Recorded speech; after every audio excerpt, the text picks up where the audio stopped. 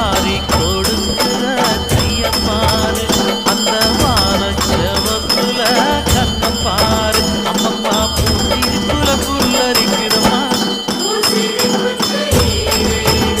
அம்மா கண்ணில் தெரியுதே புனித தீபம் அவ சங்கு கழுத்துதான் அம்மமானும் எங்க அம்மா எழுந்துட்டா